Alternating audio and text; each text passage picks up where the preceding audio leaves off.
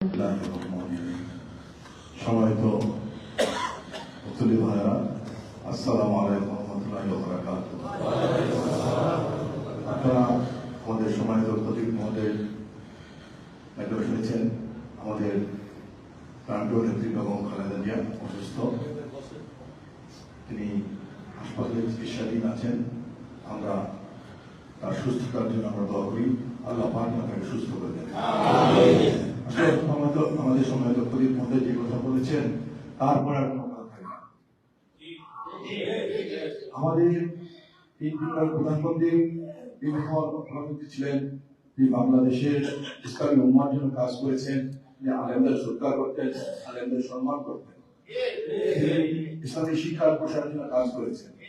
বিশেষ করে যে কওমি মাদ্রাসা, এই কওমি মাদ্রাসা উন্নয়নের জন্য কাজ করেছেন ও কওমি মাদ্রাসা শিক্ষার প্রসার করার জন্য কাজ করেছেন।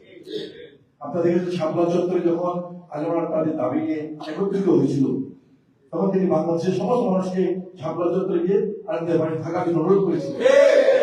সেই ব্যক্তি আজকে অসুস্থ। আমরা সবাই প্রাণ বলে তার জন্য দোয়া করে আল্লাহর কাছে আল্লাহ পাক যেন তাকে সুস্থ করে আমাদের মাঝে। আমি আগামী বছর যে নির্বাচন হবে, সেই নির্বাচনে আমি আমার একজন প্রার্থী। আমি এই তেজগাঁও সন্তান, এই তেজগাঁও বড় হয়েছি, এই তেজগাঁও আমার শৈশব কাটিয়েছে।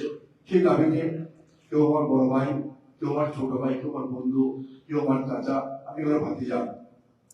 এই দাবি নিয়ে আমি আপনাদের কাছে আগামী নির্বাচনে আপনাদের যে দোয়া চাচ্ছি, সহযোগিতা চাচ্ছি, আমি যেন আপনাদের পাশে থাকতে পারি, আপনাদের সেবা করতে সুযোগ পাই, আল্লাহ পাক আমাকে কবুল করে। আমি আর কিছু কথা ছিল না, তবে আমাদের সমাজ খতিব মহোদয়ের কথা শুনে আমি দুঃখিত বলতে চাই, যদি আপনারা বেয়াদবি মনে না করেন। কোন মসজিদ নিয়ে কথা বলি না।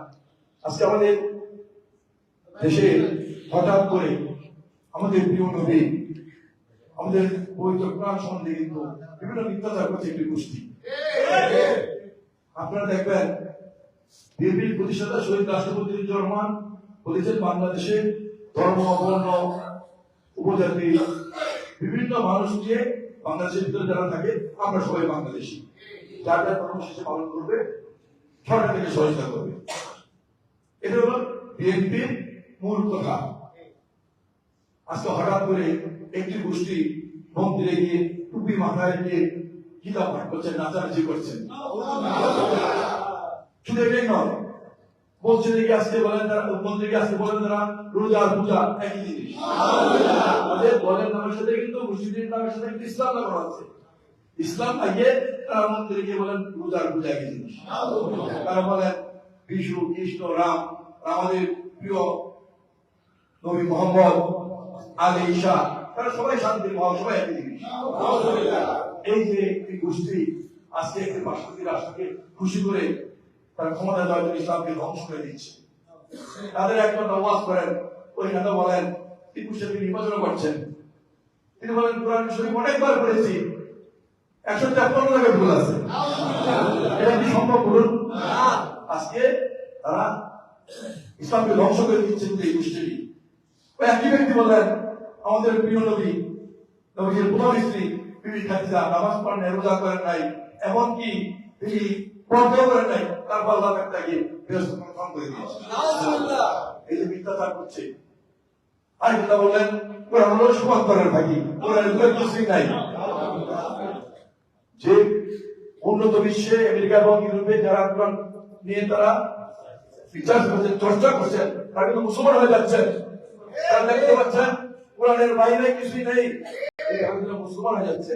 আর এই গোষ্ঠীতে আছে বাংলাদেশে ক্ষমতা অর্জনের জন্য তারা ইসলামকে, কোরআনকে, আমাদের নবীকে, আমাদের নবীর স্ত্রী বিবি খাদিজাকে আজকে তারা অপমান করছেন।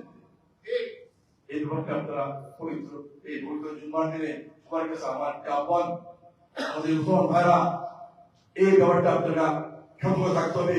একটি গোষ্ঠী আজকে বাংলাদেশের মাটিতে ইসলামকে আজকে ধ্বংস করে দিচ্ছে, আমাদের পবিত্র কোরআন অপমান করছে, আমাদের পবিত্র নবীজিকে আজকে অপমান করছে।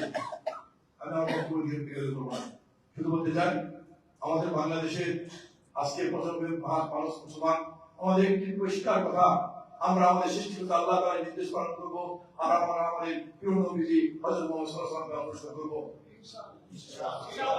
আমাদের প্রতিপদে যেটা বলছেন, বিএনপির প্রতিটা মানুষ যারা বিএনপি করি, আমরা যদি একটু বিশ্বাস করি, প্রতিপদে আমাদের বিএনপি প্রতিটা নেতা মনের কথা বলেছেন, আমরা সেই হিসেবে এগিয়ে যাবো। সেই প্রত্যেক ব্যক্ত করে সবাইকে আবারও আমাদের প্রার্থনা খালেদা জিয়ার জন্য ছোঁয়া আছে। আমি আমার বক্তব্য শেষ করছি। আসসালামু আলাইকুম।